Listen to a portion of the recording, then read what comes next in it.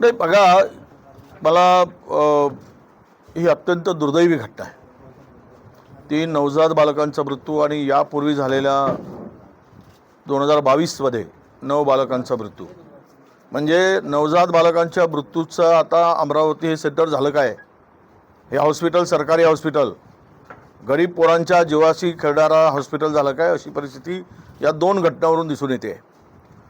मागच्या वेळेससुद्धा मी सर्वप्रथम मी येऊन सगळी पाहणी करून त्यावेळेस माहिती घेतली होती आणि शासनाने 2022च्या घटनेच्या संदर्भात चौकशी समिती नेमली आणि थोडी तरी यांना लाजलज्जा नाही की अद्यापर्यंत 4 वर्ष पूर्ण होऊ नये त्याचा अहवाल अप्राप्त आहे.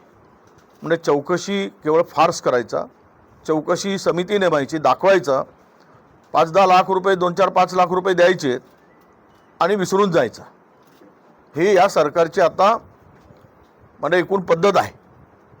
ही घटना ज्यावेळेस पहिली घटना घडली त्यावेळेससुद्धा त्याच कंपनीचं ते व्हेंटिलेटर होतं. सीलर आणि आत्ताही घटनेमध्ये तोच व्हेंटिलेटरचा स्फोट झालेला आहे.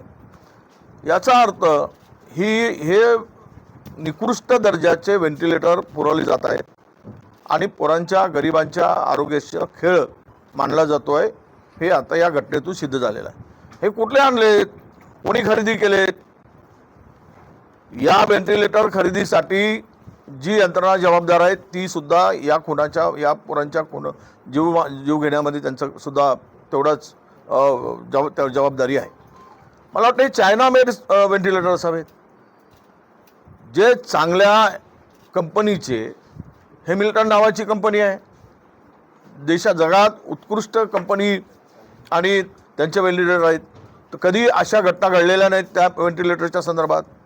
पण हे सिलर नावाची कंपनी आणून यांचे व्हेंटिलेटर आणून हे पुरवले जातात.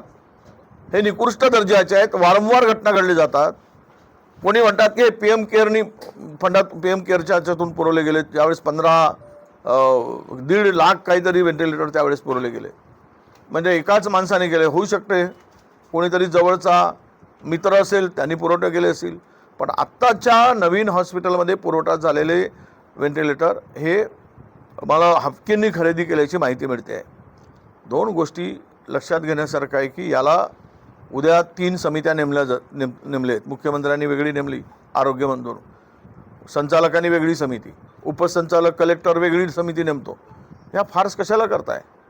त्या मुलांचा जीव गेला आज, ते आक्रोश पाहिला आम्ही, त्या आईंचा आक्रोश पाहिला आहे, वडिलांचा आक्रोश पाहिला आहे. आणि ह्याला या घटनापासून, हे वारंवार होणाऱ्या घटनापासून सरकार काही धडा घेणार आहे की नाही? खरं तर ही जबाबदारी कोणाची, कोणावर जबाबदारी फिक्स करणार? याचा तुम्ही मॉक डील का झाला नाही, टेस्ट का झाली नाही, हे हॉस्पिटल हँडओव्हर करून घेताना, हस्तांतर करताना या सर्व गोष्टीची चौकशी का केली गेली नाही? आणि ते कॅबसुद्धा फायर ऑडिटची मुदत संपली आणि फायर ते तर आहेच. ह्या एवढ्या म्हणजे आपण हे फार स्मोक डिटेक्टर जे आहे त्याचं टेस्ट करायलाच पाहिजे.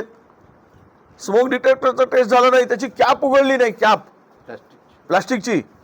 त्यामुळं ते कॅप न उघडल्यामुळं, त्याची टेस्टिंग झालं नसल्यामुळं ऑटोमॅटिक ते स्प्रिंकलर सुरू झाले नाही. बरं, हे जे काही इलेक्ट्रिक फिटिंग झाली याचंसुद्धा ऑडिट व्हायला पाहिजे, फायरचं ऑडिट व्हायला पाहिजे. ते वायर कुठल्या दर्जाचे? कारण हॉस्पिटलमध्ये आणि विशेष करून ज्या नवजात बालकांना ठेवलं जातं तिकडे ह्या सगळ्या तपासणी करूनच तिकडे मुलं ठेवली जातात.